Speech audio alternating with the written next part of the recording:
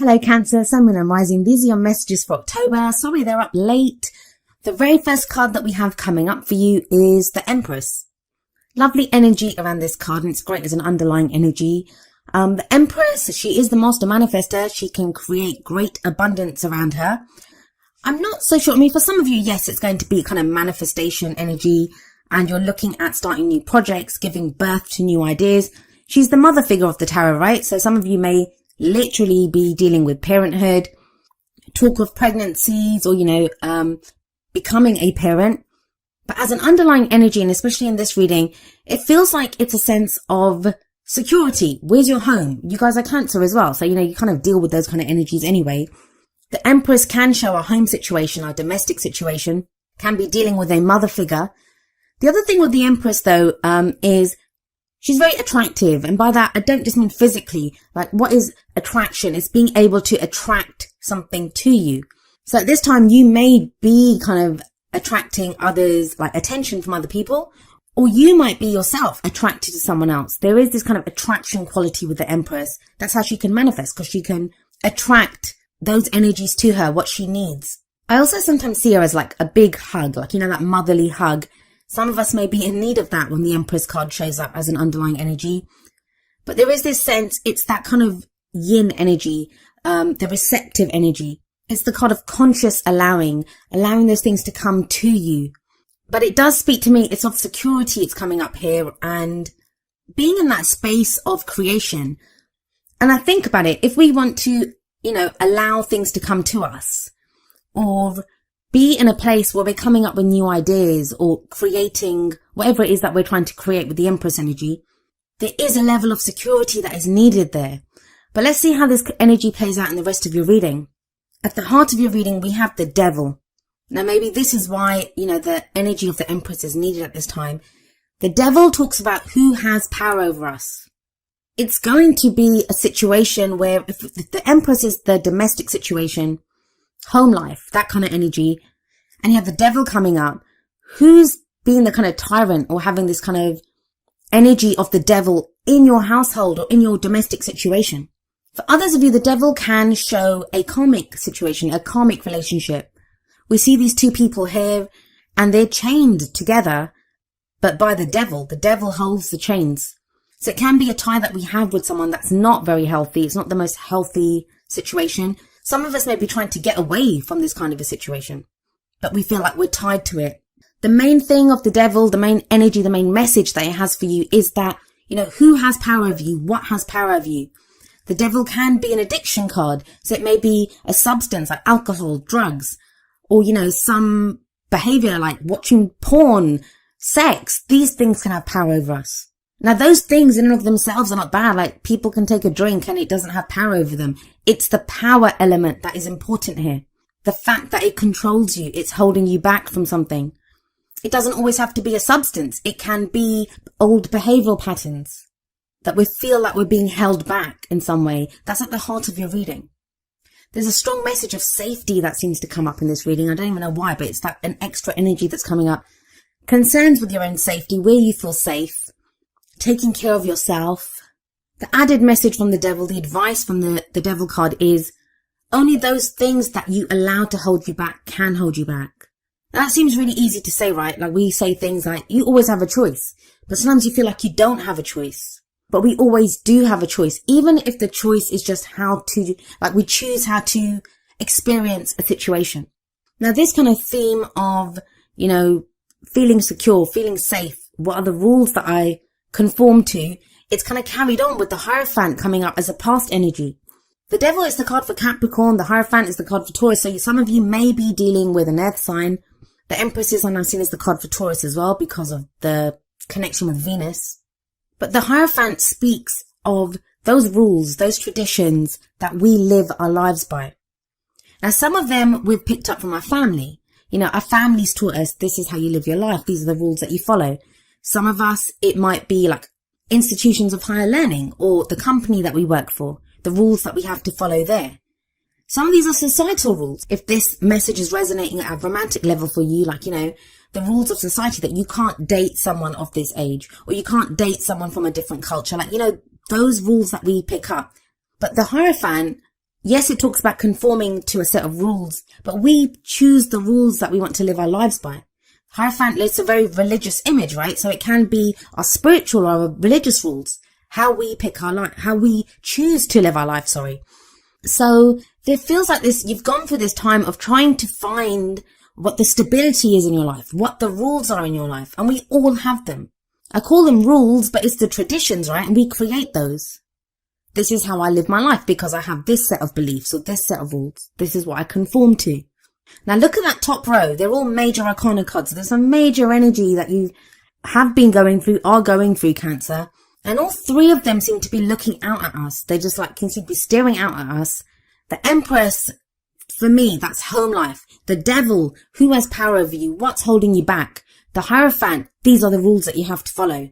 So there's a kind of oppressive, kind of major, heavy energy going on there. If this is work, with the Devil holding those two people, that kind of balance there, this can be, what's your work-life balance? Are you giving too much to one area and not enough to the other? The Hierophant can be that you've been striving to find some stability. Maybe you follow some kind of spiritual belief or religious belief, whether that's affecting your relationship or your work life.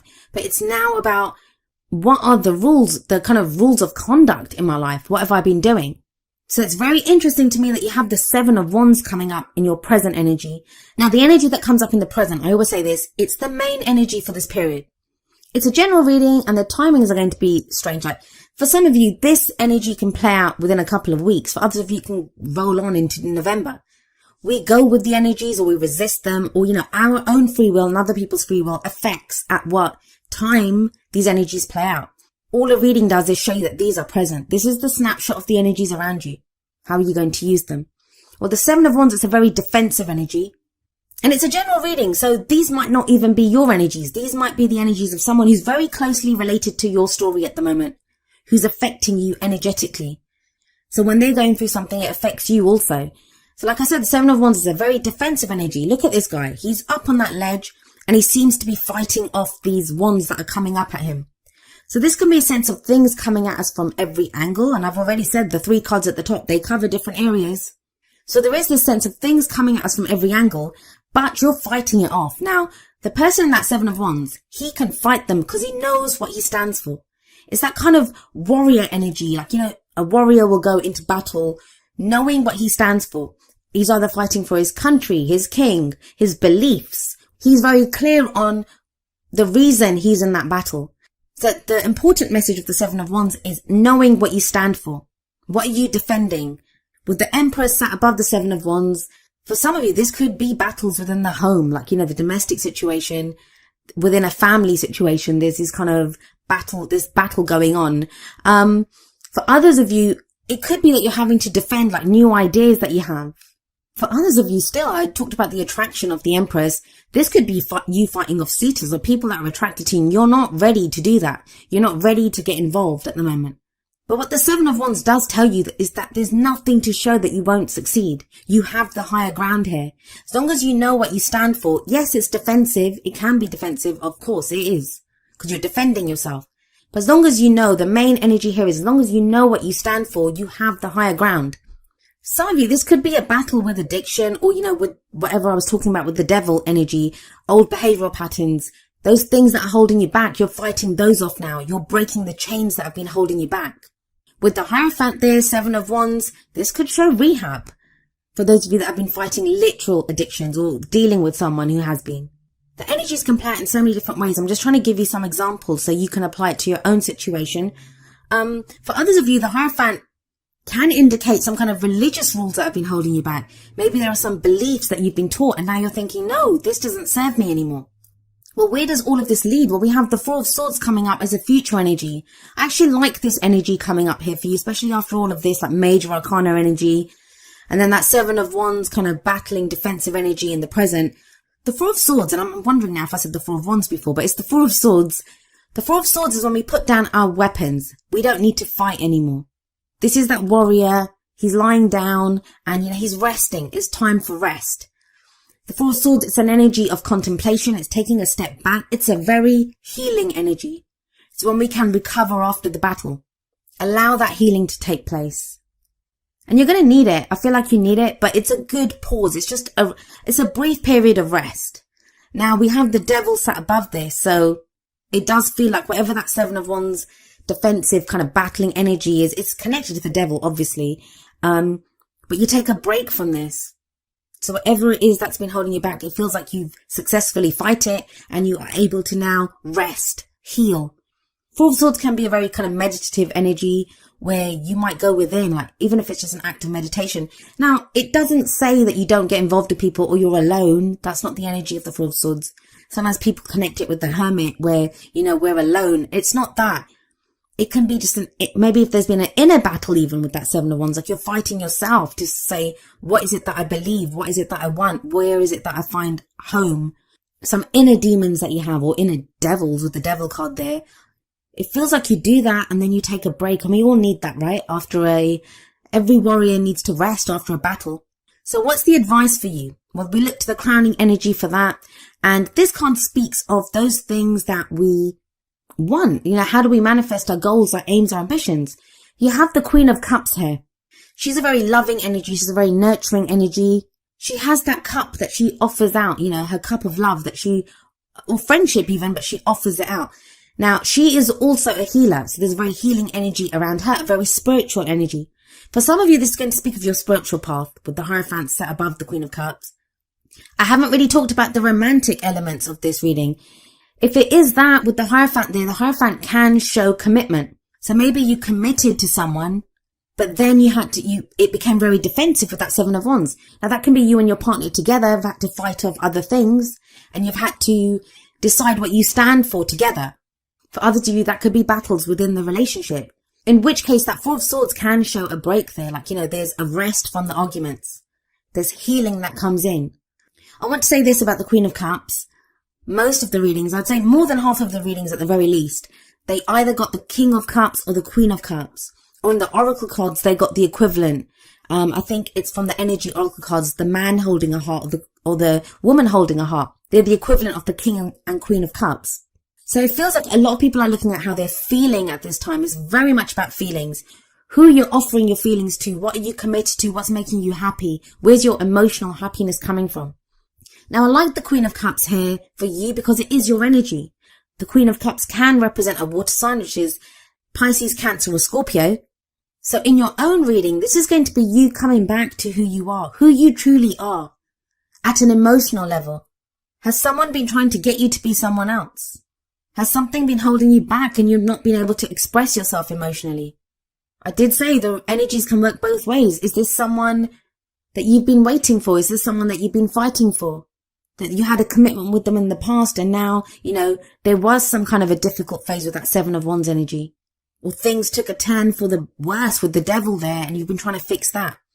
I like that Four of Swords and the Queen of Cups combination. That speaks of healing to me. Getting back in touch with your emotions, knowing how you feel, knowing where you stand. Let's see what other messages come in from your oracle cards. And remember, the first two are going to be more kind of romance, love-based. And we have from the romance angels, worth waiting for. And the card says, divine timing is at work in your love life. That's what gives me the sense that have you been waiting for someone to come back? Is that who you've been fighting for? Some of you may have been trying to manifest a relationship and it's saying, divine timing is at work here. Sevens are a divine number that can speak of divine timing. Know what you stand for. Know what you want from a partner. Know how you want to feel. Whenever we try to manifest, and we do have the Empress there, the master manifester, whenever we manifest, we always manifest from emotions, our vibration. So be very clear on what you stand for. Now from the Whispers of Love deck, we have miracles and blessings. Everything has its gift. That can be so hard to see when we're stuck in a difficult situation. When it comes to relationships sometimes, with the devil coming up, this is when I get people questioning me saying, how do I break the cord? How do I detach myself from this person's energy? There's a reason for everything. And the miracles and blessings card, that's what it says, that, may seem difficult. We don't know why we're doing it. It's that battle, right? The Seven of Wands, that defensive energy. But there's a reason for this. It does seem to bring you back to yourself with that Queen of Cups there. Or bring you to someone who is that kind of perfect person for you. That's someone that resonates with the same kind of vibrancy as you do, with cups, water energy. Now we have coming up from the Wisdom of the Oracle, number 50, No Place Like Home. I think Libra got this card as well. So if some of you are dealing with a Libra or have placements there, be sure to watch that video too.